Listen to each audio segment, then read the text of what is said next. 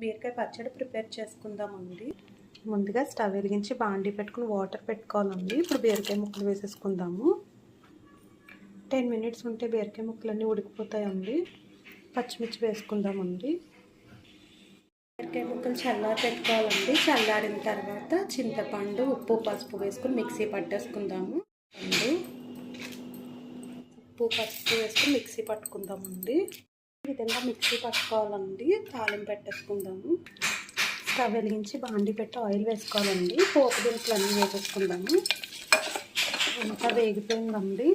Onion వేసేసుకుందాము. Onion అంతా వేగిపోయిందండి. ఎండుమిర్చి వేసాము.